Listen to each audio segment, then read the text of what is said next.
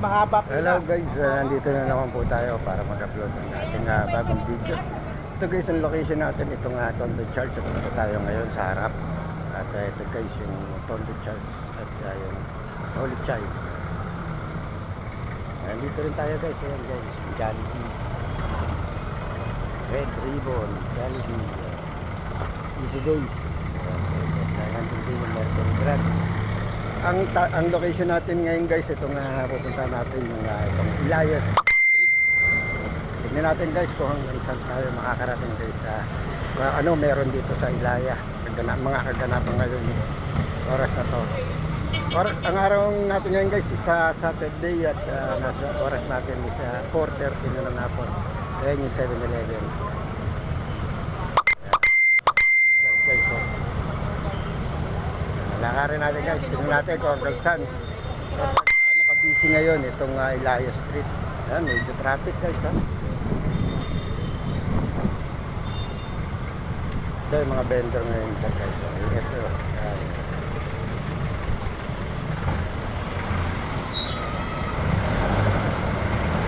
Kasi nga pala guys, abangan nyo guys at malapit na tayo, magpapalit tayo ng ating pangalan dahil may mga supporters tayo na nag-request na palitan natin itong ating pangalan dahil sa sobrang dami. Pag nag-search maraming Kautak TV channel yan. Gagawin natin ito Kalugar TV na yan. Ito guys ito yung Elias, binabagtas natin ngayon yan, BDO Metro Bank. Medyo traffic guys.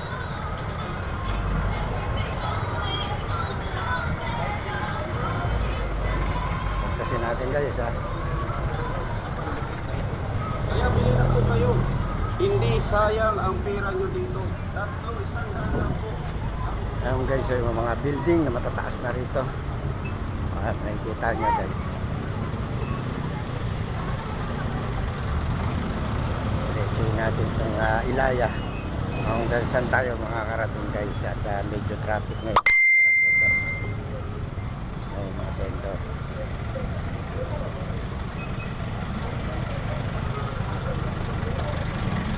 Sa mga hindi pa nakaka-subscribe guys sa ating channel, please guys subscribe na kayo sa channel natin ngayon dito sa Kautak TV Vlog. Hanggang ngayon guys siyempre yung ginagamit natin, pero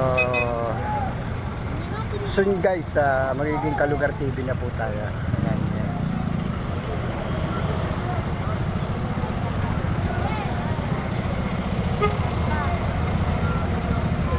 Ayan guys traffic diba?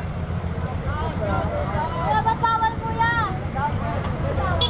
Walang daan dyan. Oops, maipit tayo. Bate! Traffic.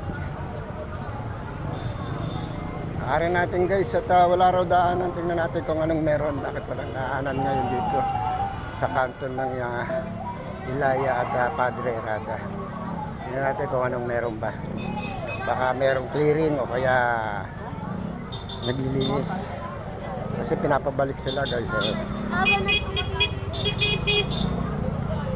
Ito yung 7-Eleven guys dito. Ayan, Cebuana, Panbank, Lasa, PS Bank. Dito guys maraming mga establishment dito, mga bangko na nandito sa may kahabaan ng Elias Street.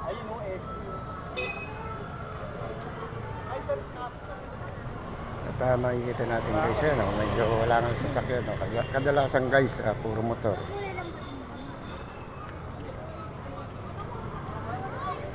Para pulis pinirapan. Hindi, dumami naman naman no.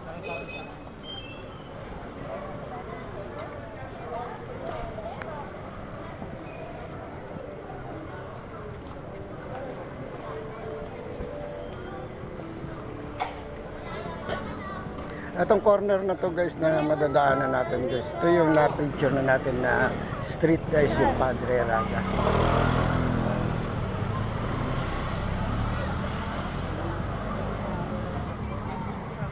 Ito guys, Padre Herrada. Yan, may AUB Bank. Ayan, pabili natin yan guys. Kaya kabaan yan. Ito naman going to Wanluna. Meron pala. Kaya pala guys, walang sasakyan guys eh.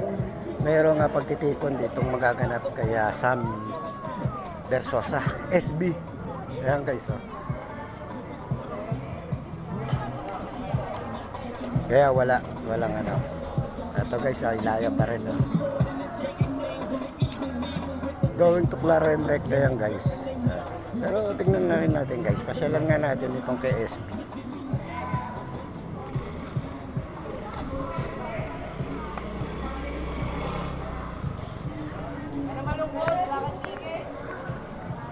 Kaya lang sa kabila siya guys eh. Kabilaan, ano, hindi natin makikita rito. Likod pala ito.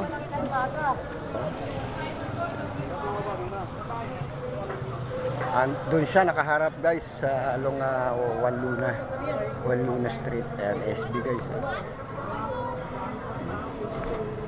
Bagong mukha. Oo, sige. Sasakyan ni SB oh.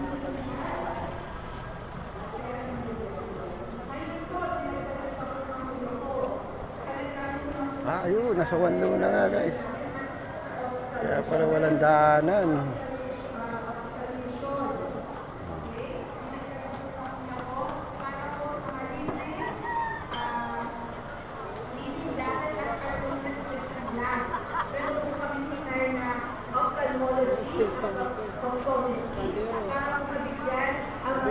Guys, oh, yung mga bigas ni SB, oh, mga pamimigay, oh. Nalibre po lahat sa lulo lahat na aking hanapagdating ng sistema. Yan. So, yun nga po, no?